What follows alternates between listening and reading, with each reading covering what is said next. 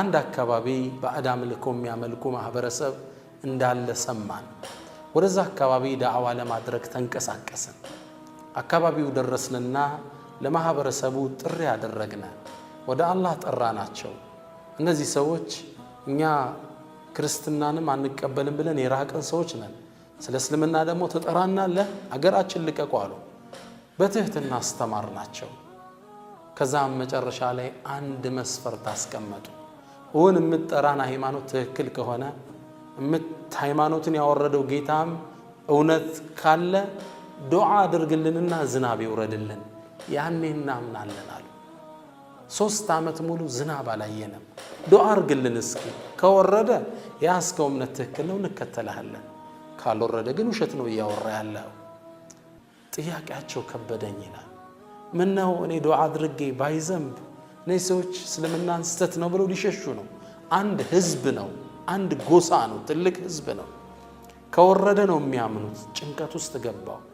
ከ3 ሰዓት በኋላ እንመለሳለን ብለው ጥለው ይሄዱ ይላል ከዛም እኔ አንድ ዛፍ ስር ቁጭ አልኩና አላህን መማፀን ጀመርኩ ከልሳኔ በላይ በእንባዬ አላህን አናገርኩት فقلت بيالكت يا رب المسألة ليست متعلقة بي قيتا يا جندا كني كجلسب قيتا يا زادلم بديني قايم الطبن يا جندا الله وي فلا تخذل هذا الدين بمعصية ارتكبتها بسراوت وانجل مكيات ይሄን ዲን አታዋርድ እነሱንም ከሂዳያት ትገዳቸው እባክህን ተቀበለ ብዬ አላህን በጣም ያለቀስኩ ተማጸንኩት ይላል ትናንት ምግብ አልበላንም ነበር እርቦናል ዛሬ ምሳን በላን ይዋለው ዙሁር ላይ ነበር ያን ቃል ሰጥቻቸው ሄዱት አሱር ላይ ሊመለሱ ነው እስከ አሱር ቁጭ ብዬ ሰማዩን ያንጋጠጥኩ መጠበቅ ጀመርኩ ዝናብ ጠባላለም ደመናውም አካባቢ የለም 10 ሰዓት አሱር ሊደርስ ሲል የጎሳው ባላባቶች ጎሳውን አስከትለው ወደኔ ያቀናሉ ዝናብ አሁንም አልመጣም እፍረት ተሰማኝ እነዚህ የጎሳ አካላቶች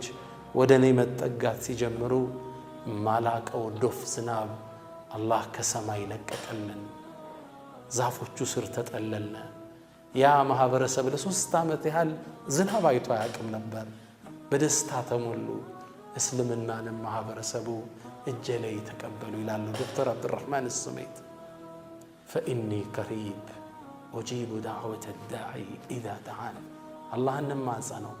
أن لمننو እርዳታው ቅርብ ነው